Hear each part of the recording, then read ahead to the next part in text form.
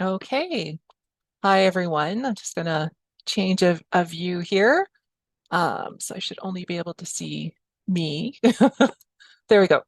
Again, as Stephen said, I'm with the Alzheimer Society Southwest Partners. I've been at the society for just shy of 16 years. My 16-year anniversary is in August. Love being part of the Alzheimer Society and very happy to be invited to speak to you today. I'm just going to get going because we have a lot to cover in a short period of time. So in terms of what we'll be talking about, we will again talk a little bit, just high level overview of dementia. We'll really spend more time on looking at ways to reduce risk. And just kind of put out a question at the end. You don't have to answer. Perhaps if you want to put something in the chat, just maybe make one commitment of something that you might do a little differently to support your brain health. And just to note that the education that is provided is purely educational. It's not meant to be, I'm not a doctor, what have you. So certainly if you have any questions to take forward to your own healthcare professional, that's what we would encourage you to do. So why this is important is because the numbers of people living with dementia are growing. As of this year, over 770,000 Canadians living with some form of dementia in Canada. And that looks like 414 new people per day. So it's pretty significant when you think about it. And we're seeing kind of an uptick in the number of people living with dementia. And that's not just in Canada, it's all over. And perhaps if I had you in person, I would ask you, to put your hand up, what have you. If you want, you can throw some things in the chat about why you might have these growing numbers of people. So again, if you want, you can say, why do I think that the number of people living with dementia is increasing right now? I'll give you a moment if you wish to do that. A little bit of interaction here.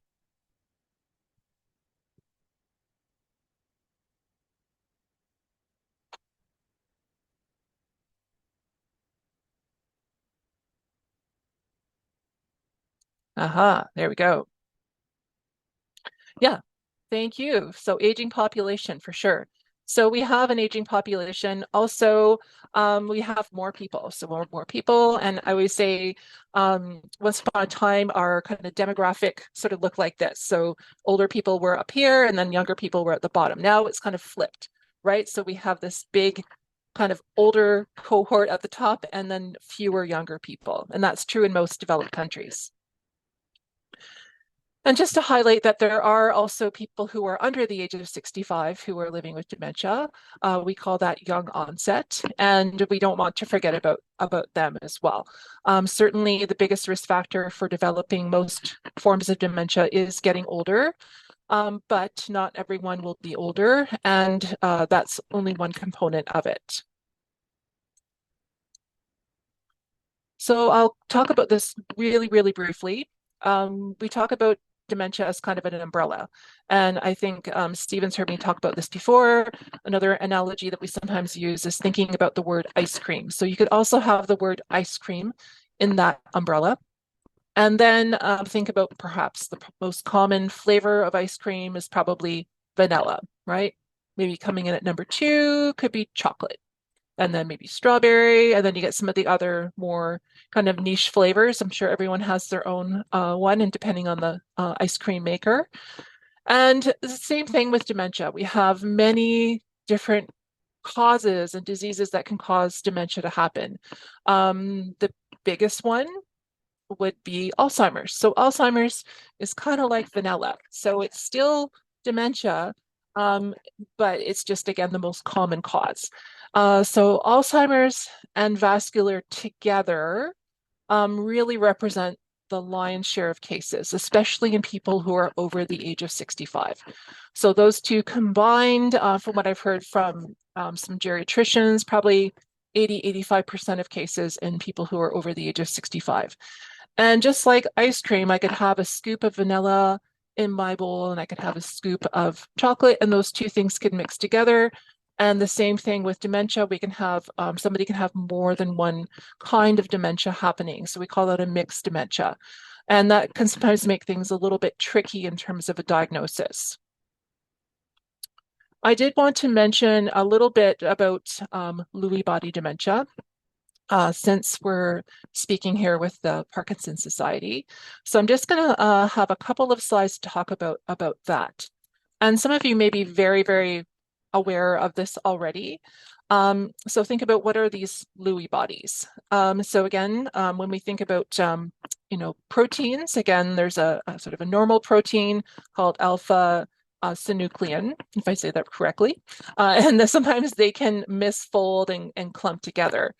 So, our brains can tolerate some of this, but because these clumps are toxic to the cell, there will be a point where the cell is overwhelmed and will begin to function less effectively and eventually will die. So again, this sort of cascade of continuous cellular death is really that disease process.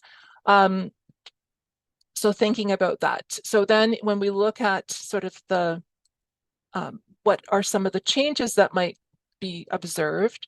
So again, when brain cells reach the point of being overwhelmed by Lewy bodies, the symptoms of Lewy body dementia will begin to display. So we say that these symptoms fall into 4 general categories and will be experienced differently for each individual.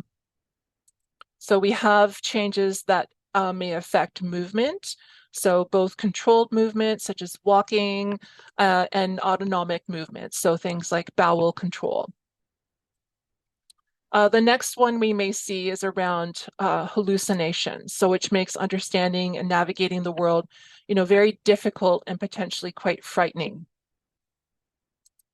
We may also see thinking changes. So we might see confusion or mismanagement of money, for example. And finally, we may see some personality changes. So perhaps depression with an overall withdrawal from previously enjoyed activities, may see some paranoia or unexplained anger. So these changes are not exclusive to Lewy body dementia. People living with other diseases of the brain that cause dementia may experience some of these similar symptoms. The types of changes experienced, the order in which they happen, and in some cases, the changes that are not experienced. So for example, short-term memory problems may be indicators that will continue to help sort of lead to a formal diagnosis.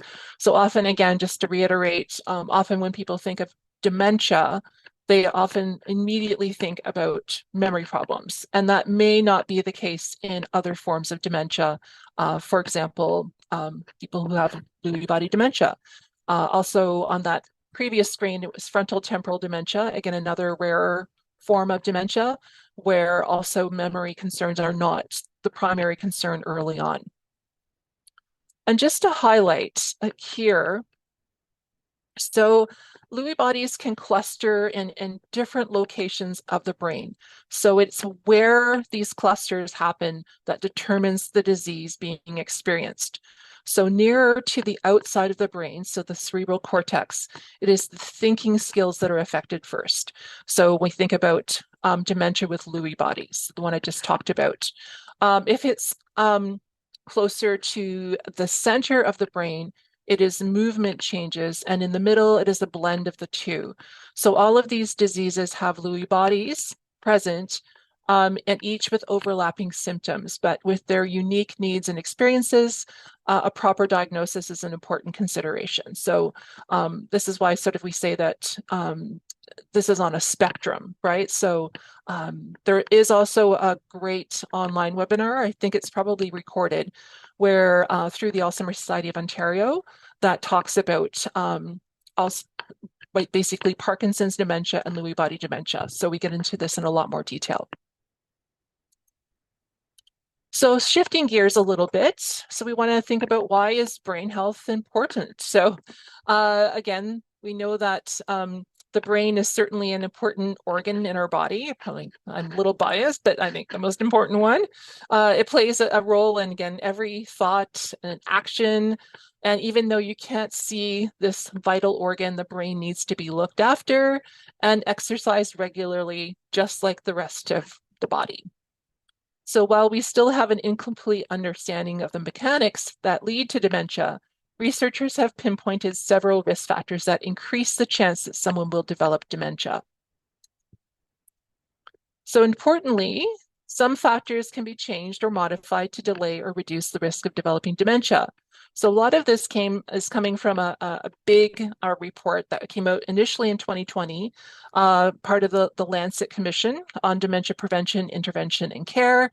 And they identified 12 modifiable risk factors that account for about 40% of dementia worldwide.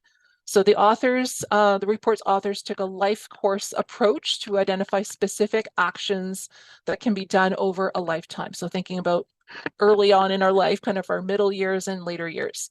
So brain health education and changes to maintain or improve your brain health can start at any age. And I know when we're out speaking to younger people, we really highlight this. You're never too young to be thinking about your brain health or too old. And thinking about, again, protecting your overall health. So the 12 actions are not listed in any sort of specific ranked order.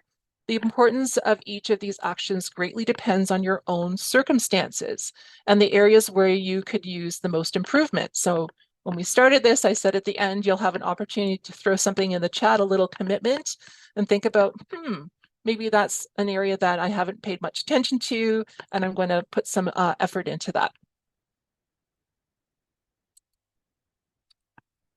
So we'll move on and talk about what are those risk factors.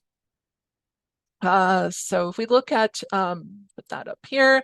So we'll look at also non-modifiable in a moment. So risk factors are aspects of your lifestyle, environment, and genetic background that increase the likelihood of getting a disease. So that's kind of a simple definition.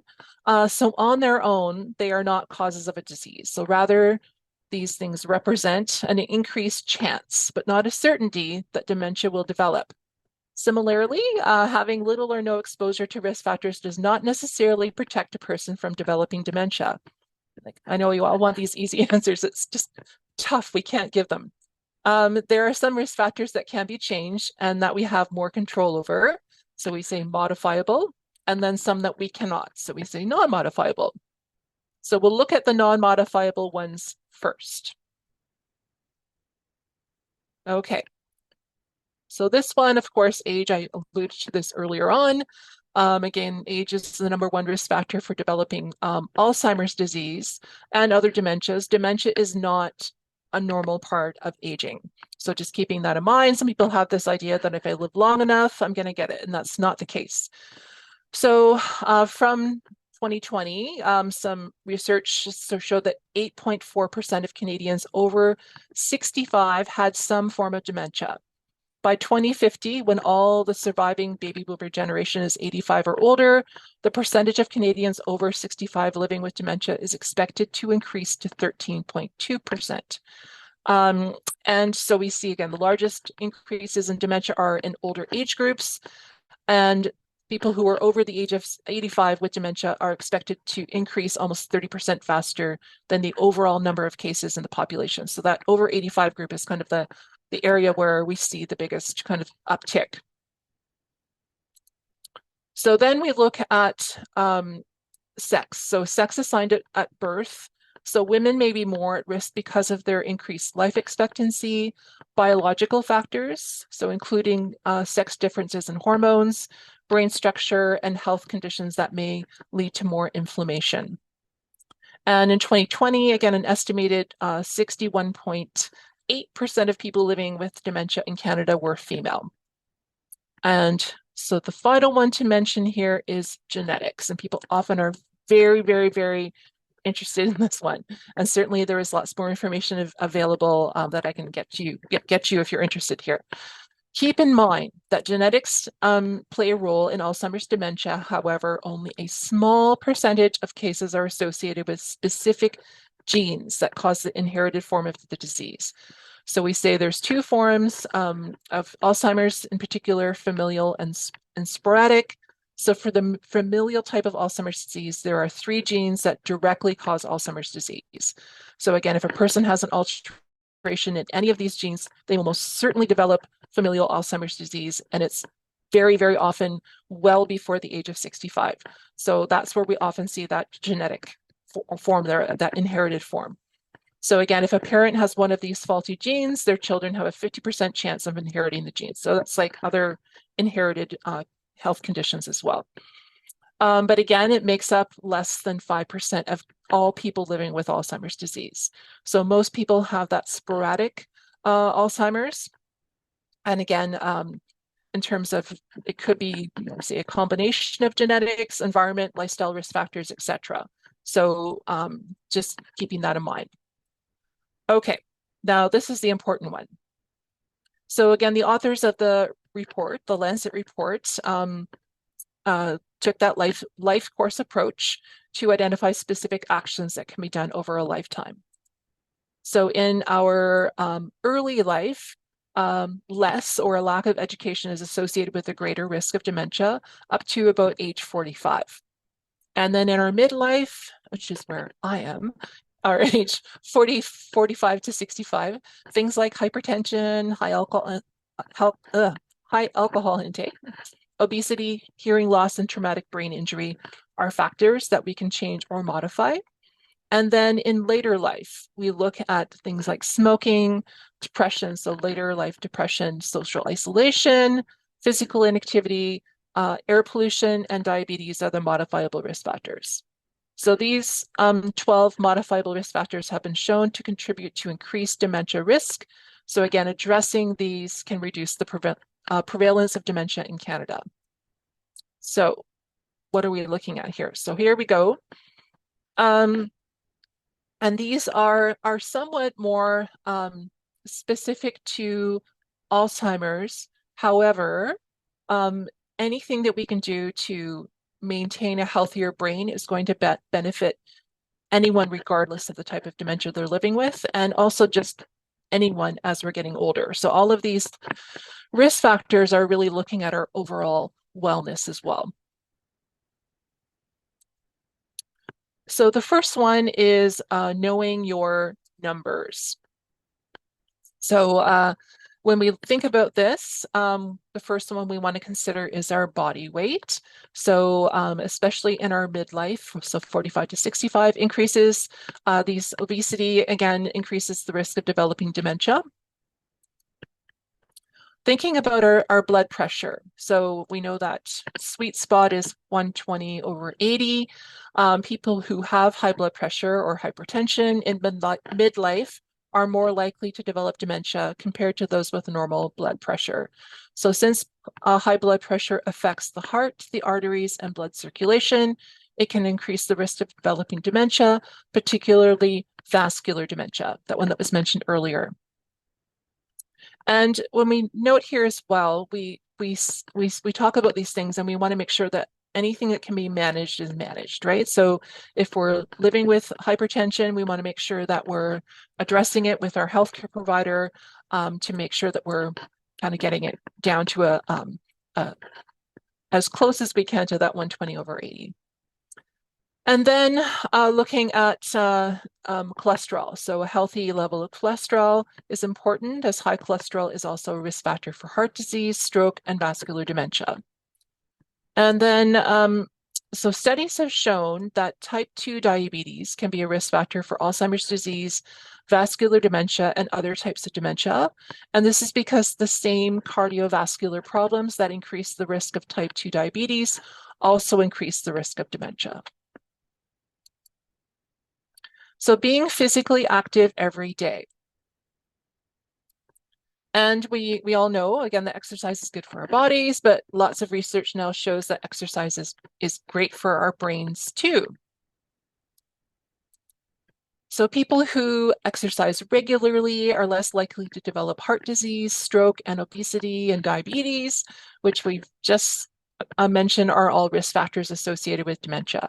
So physical activity also pumps blood to the brain, which nourishes the cells with nutrients and oxygen, and may even encourage the development of new brain cells. So prospective studies show that the health and behavior of a group of people over time. So that's a prospective study, sorry. Several prospective studies have looked at middle-aged people and the effects of physical exercise on their thinking and memory in later life. So combining the results of 11 studies shows that regular exercise can significantly reduce the risk of developing dementia by about 30%. So for Alzheimer's dementia specifically, the risk was reduced by 45%. So that's from a research study that came out of the UK.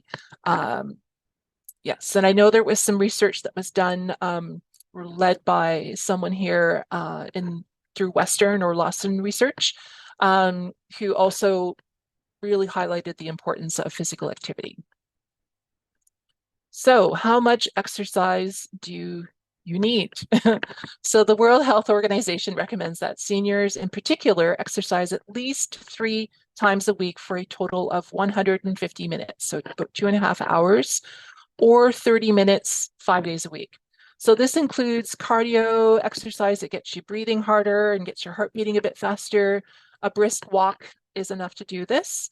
If you have reduced mobility, trying activities that can help you maintain your balance and prevent falls, such as gentle yoga or Tai Chi. And I know a big thing with Parkinson's Society that may be beneficial is boxing, right? There you go, some boxing. And again, it's really beneficial to do a variety of exercises, including muscle strengthening, activities that work on major muscle groups, work on your legs, hip, back, chest, abdomen, shoulders, and arms. Trying to do that a couple days a week. And these activities can include things like lifting weights or working with resistance bands, sometimes even our own body weight. And what's important is that you do physical activities that are right for you and your abilities, and choose activities that you like. Because if you like them, then you will continue doing them. So very important. Okay. So one thing we say is to think of something as an activity, not exercise. Sometimes the word exercise is like, so we want to do things that, again, are fun.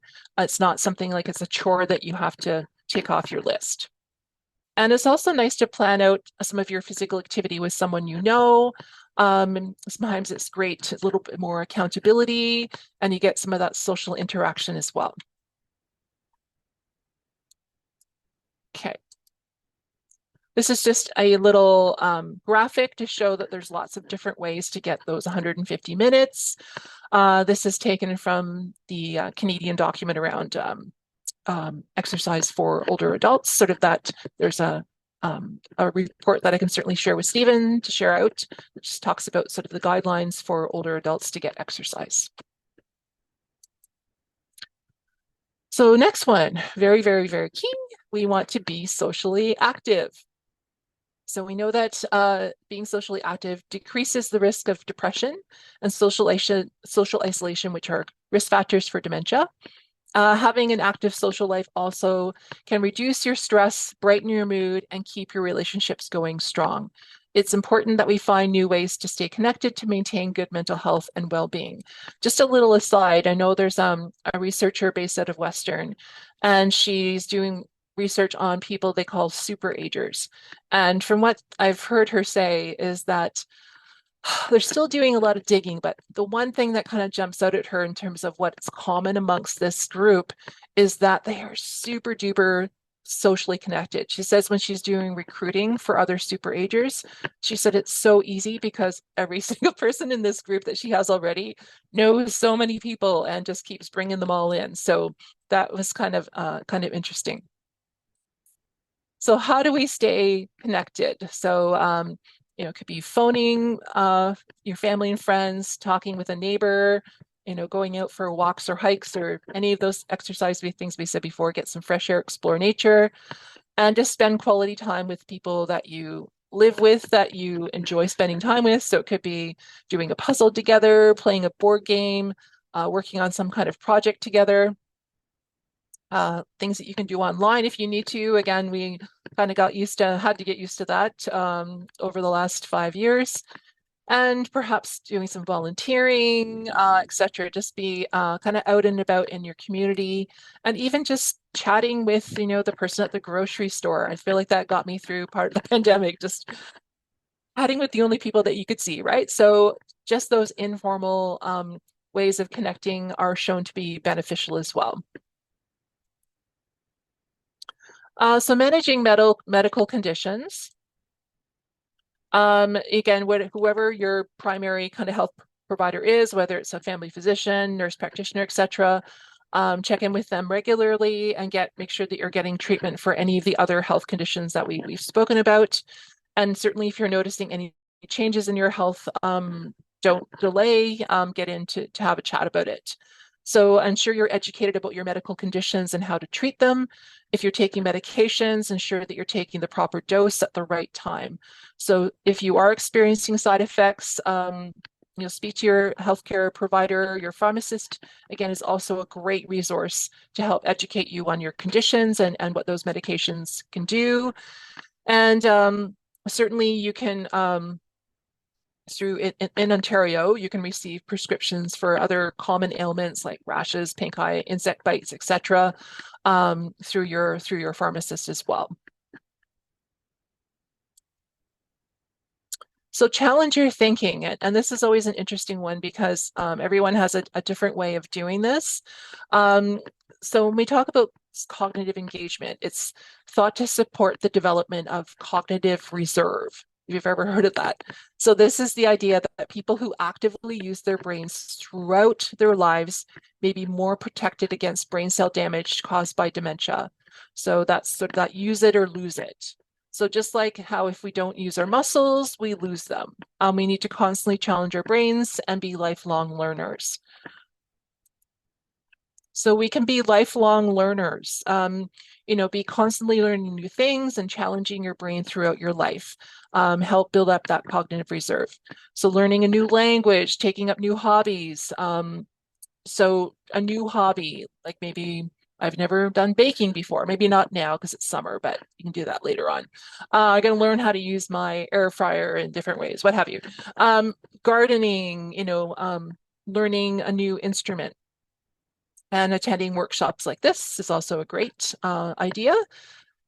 And then engaging in brain challenging games. So, chess, number games like Sudoku, crossword puzzles, things that involve problem solving and reasoning. Finding games that involve interaction with others is even better as it reduces social isolation. So card games or board games, so things where you can get that brain challenge and your social engagement at the same time. I always say, though, that if you are, for example, a crossword lover, not to pick on people who love crosswords, but if you can do them and you don't really have to think about them much anymore because you just do them so regularly, that is actually not helping your brain. So we need to constantly be kind of mixing things up a little bit. So maybe try a type of crossword that's a little bit different or a little bit more challenging. So again, if it becomes easy, then it's not new for our brain anymore. I always say the key word is new and kind of novel. So that leads into breaking that routine. So a small challenge to try out is changing how you normally live your day. So taking a different route to the store or changing up the order of your morning routine. Just don't do it on a day where you've got something really important to get to because you might be late. It might be more difficult than you think. And even trying to use your non-dominant hand, for example, to brush your teeth or to brush your hair. Even that is enough to kind of make your brain go, oh, what's going on with that? So next we'll talk about getting enough sleep and getting a good night's sleep. So we know that good quality sleep is very important for our brains, and a study suggests that people who slept 6 hours or less per night in their 50s and 60s were more likely to develop dementia later in life. So good sleep is really a necessity and not a luxury, which is why it's important that we practice good sleep habits and get quality sleep each night. So thinking about what are some tips to help us sleep better. Sometimes when we can't sleep, it's due to perhaps psychological factors. So maybe you wake up at 3 a.m. So you might look at your clock and have anxiety. Then 5 minutes later, you look again and it's 3:05. So again, a simple tip is to turn your clock so you can't see it. So it's not like, oh no, now I'm awake. So also exercise during the day, but not right before bed, because we don't want to be like all extra stimulated. Keeping our room completely dark. You can also use blackout film or curtains to cover your windows and make sure any blinking lights on devices are turned off. And if you really can't sleep, don't toss and turn in bed. Instead, get up and do something boring or something relaxing.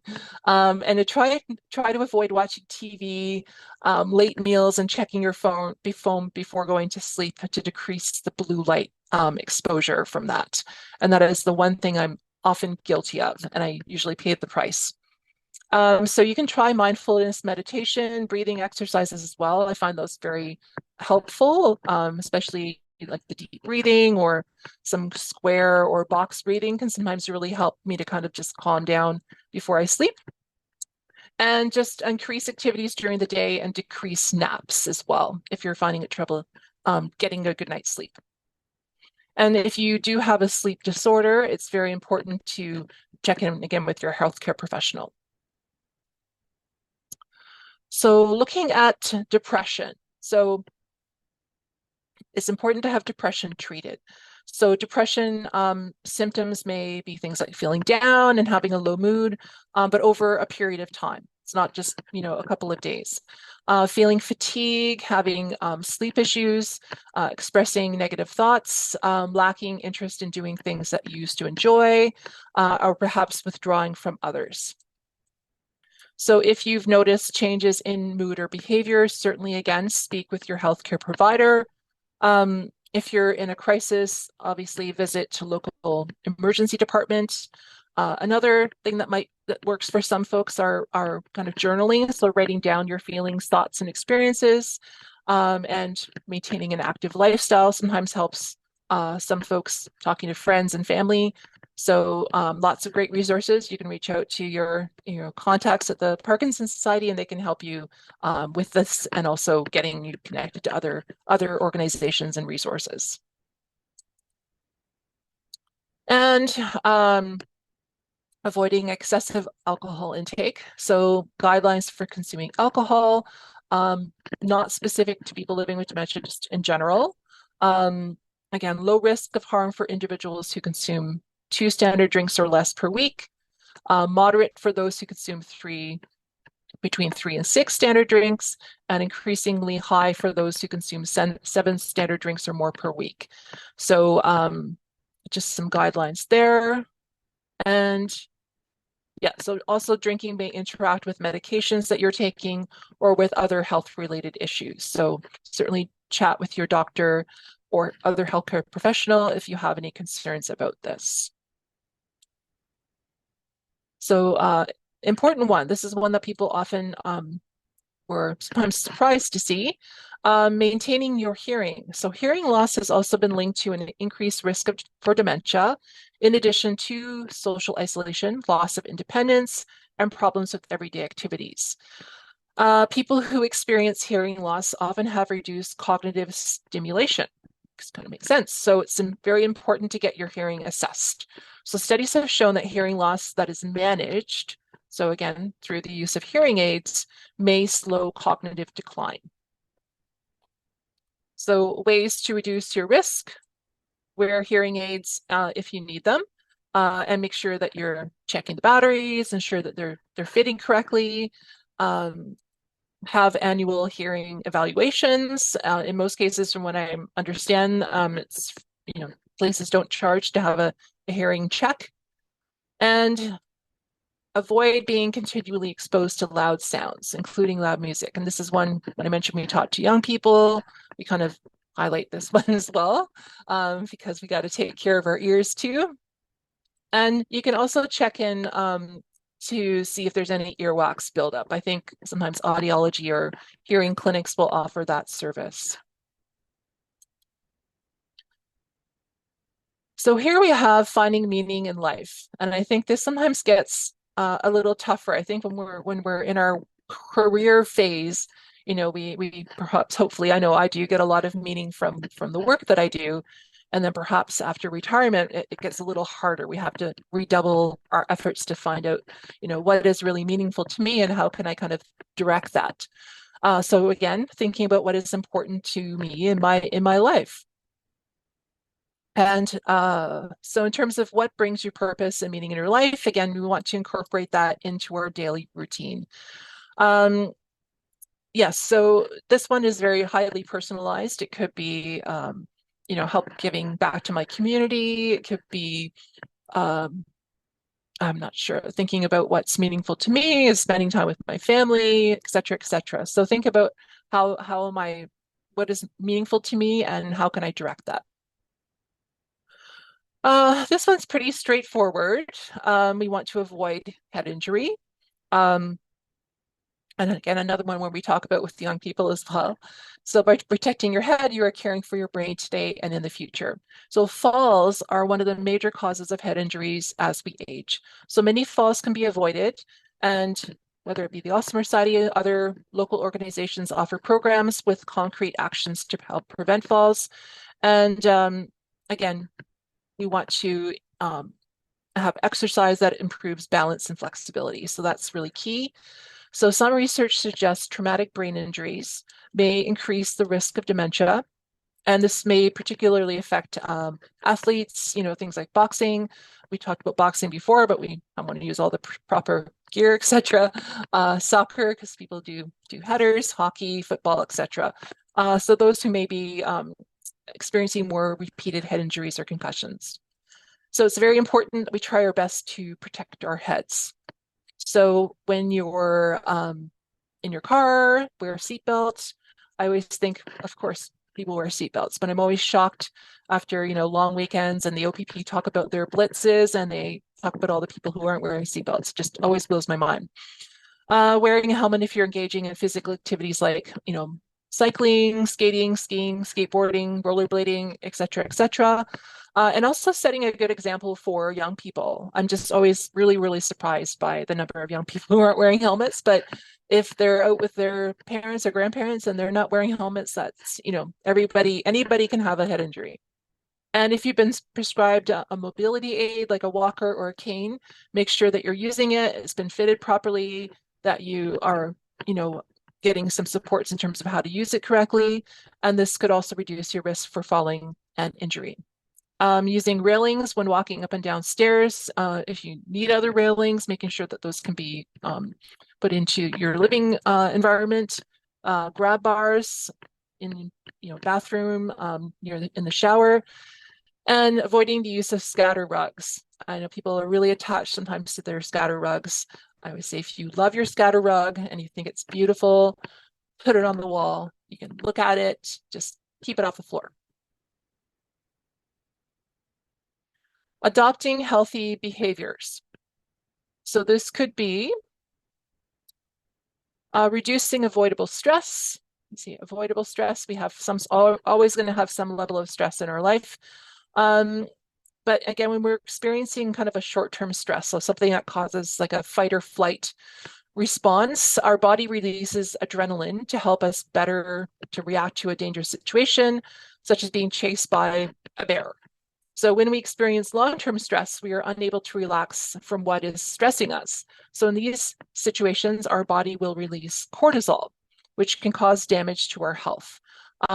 It's also the reason why we tend to eat comfort foods and a cause of weight gain. So I always think of that idea when you're trying to remember the name of something, the actor in a certain movie, and you're like, and you're getting flooded with this cortisol, and it really does preferentially affect our hippocampus, which is our area for short-term memory. So, take a break, walk away, and often once that cortisol level drops, then our brain is able to function more effectively.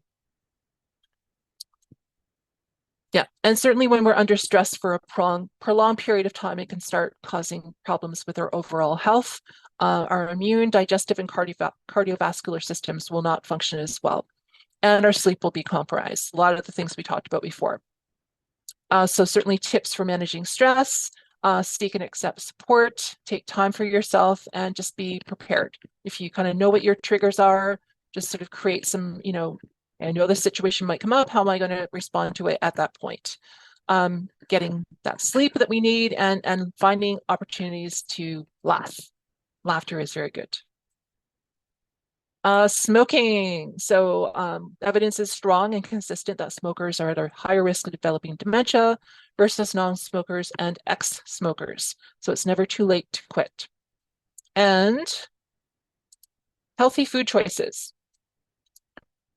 So with this one, we don't recommend a particular kind of diet or anything. Generally, what is good for your overall heart health is going to be good for your brain health. So if you think about things like the Mediterranean way of eating, or you may hear of something called the MIND diet. So MIND stands for Mediterranean Intervention for Neurodegenerative Delay. Big mouthful there. So limiting processed foods, meat, sweets, and dairy, emphasizing eating more fruit, vegetables, legumes, whole grains, nuts, olive oil, and fish. So I won't get into this too much, but certainly there's lots of information out there around the MIND diet. And don't think that, again, as a diet, it's like a way of eating.